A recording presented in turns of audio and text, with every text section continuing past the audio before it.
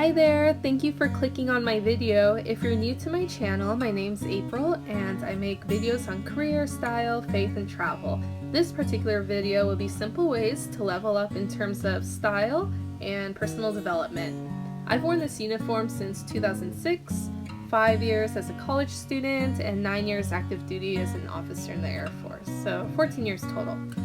As you can see from the video thumbnail, I haven't always been the most polished woman, but I'm here to share with you some advice which would have helped out my younger self. My first piece of advice would be to invest in hair, because as soon as someone sees you in uniform, they're quick to make assumptions about you before they even know your name or even read your name tag. And I would say the same is true times 100 if you're a woman. If I had to choose one thing to invest in appearance-wise, that would be my hair. I recommend, even though you may wear it up every single day, to invest in a good haircut and possibly a little color, because your hair is something that you wear 24/7, which means your ROI is going to be the highest out of anything else that you spend your money on in the looks department. When you're off of work, you'll also feel so much better about yourself instead of worrying about styling it perfectly if you already have a professional cut that complements your face. Also, I recommend watching a tutorial or two on alternative ways that you can style your hair that's within regulations. Sometimes it's nice for those rare mornings when you have an extra minute or two to switch up your bun and add a pretty braid. My second tip, which I've learned from first-hand mistake, is this: eat before you show up to an event, especially for those formal events which are centered around a dinner, whether it's a dining in, out, induction ceremony, anything. It's best to show up about 50 to 60% full already, and I say this because the purpose of these events is not to get your money's worth in food or beverage, although they can be pricey, but it's really meant for building relationships, and it's impossible to come off as chic or graceful while shoving food in your mouth and ignoring everybody around you. And it looks a bit tacky to have a buffet plate heaping with food because you haven't had a moment to eat all day. So I really recommend to take a few minutes prior to showing up to make a simple meal so you can focus on the real intent. And the pro tip here, many people at these events only talk to those they already know. You will stand out if you mingle with unknown faces, and people by nature, they're just so scared to approach others, and they're literally just waiting for you to talk to them. So I encourage you to find those people sitting alone or the most junior members and just say hello and introduce yourself. My third tip is to either stay or get fit, and while I'm not in perfect shape by any means, I do my best to eat healthy and exercise a lot. And everyone's bodies are so different, so you'll have to find what works best for you. For me, it's running and intermittent fasting with a little bit of yoga. And I do this because I see the greatest results with them, and it helps that they're also free. So while it's already understood that fitness is a requirement for our profession, I encourage you to be a leader by first taking care of yourself.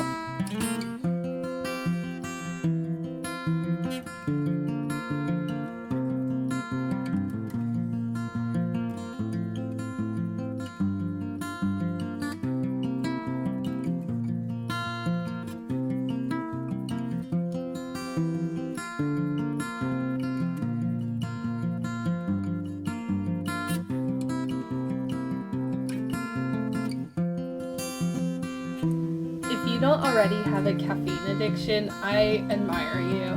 But if you need a little pick-me-up during the day, I would highly recommend trying different coffees, different roasts, however style you prefer. I recommend coffee over energy drinks 100%.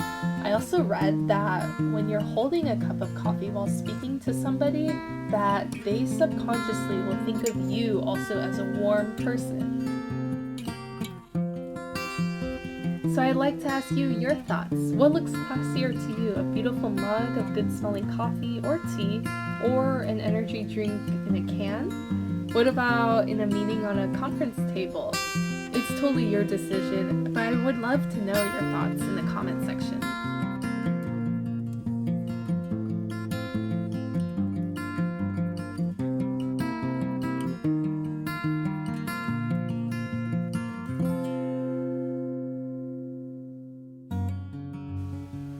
If you don't already mentor someone, I would think about the people in your life who have helped you get to where you are now. Then think about Who do you know in your life that you can share your resources with, whatever those may be, and how you can be of the same level of help to that person? I like to think of it as someone invested their energy into me, and now I'm investing mine into someone else. And there's always someone that you can help. We should be dividing our time not only amongst our peers, but those who mentor us, and then those that we mentor. And a lot of times it's just so easy to be comfortable spending the vast majority of our time with only our peers.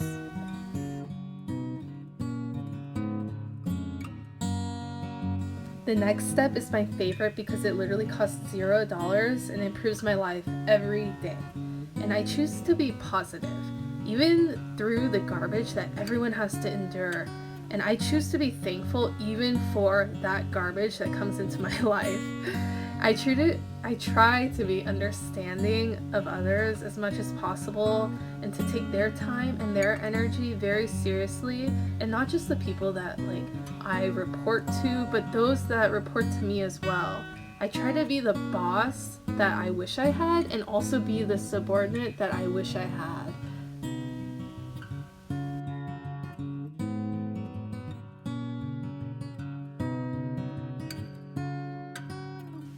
My next step to being chic is ultra simple and quick. It's to have a hobby. Any hobby. Just make sure that you have a hobby that is anything other than Netflix. It just makes you so much more interesting to speak with and interact with, have a conversation with, and it's especially impressive if you've perfected your craft as well.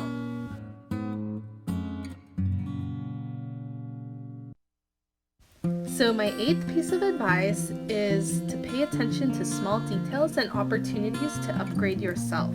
So besides having a clean and wrinkle-free uniform, aim to have it tailored as well, or blouse your trousers perfectly. Always try to have manicured nails. This can get quite expensive, so I usually do my own to save money. Nude pink is my favorite, but I also do clear polish as well. No polish can also be incredibly chic. Always make sure to have your nails trimmed, filed, and clean. Pluck straight eyebrows and facial hair. Do not be the woman with a mustache or huge chin hairs. I recommend not waxing a mustache though, as it can leave hyperpigmentation and leave you with a mustache shadow. So also I recommend trying to wear some makeup whenever possible. Just a tiny bit can go a long way in making your appearance look polished and crisp. And if you're new to makeup, I've linked my makeup tutorials for you below.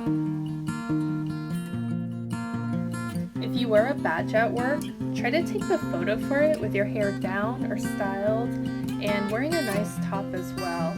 It'll remind people of how gorgeous you actually are, even if you're having a not so great hair day.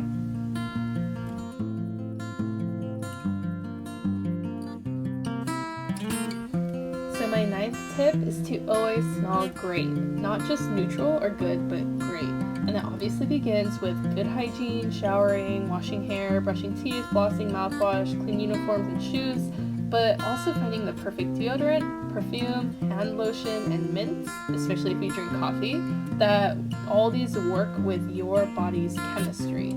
So when all these scents are layered, you will smell completely fresh all the time.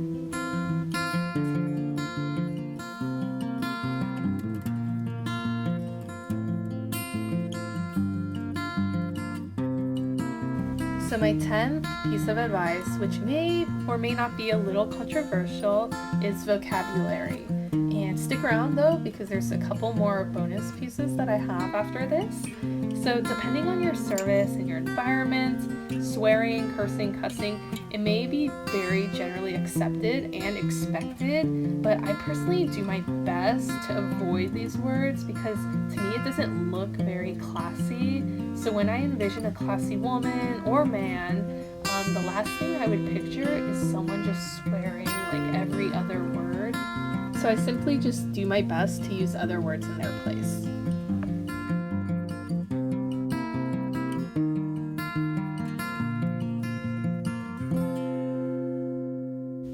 So a quick tip here, you can turn your belt buckle to the side. This way it doesn't create a slight belly bulge under your blouse.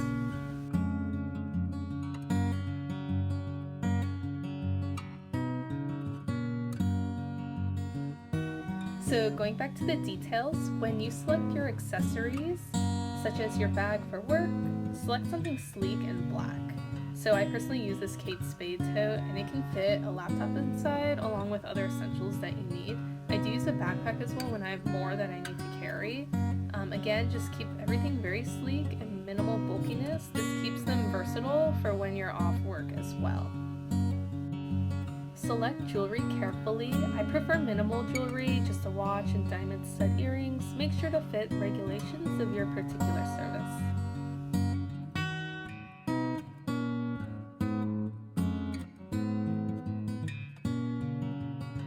There's a verse which stood out to me as I was reading Proverbs 31, verse 25 and 26. It describes the virtuous wife essentially being chic and classy with her words and actions.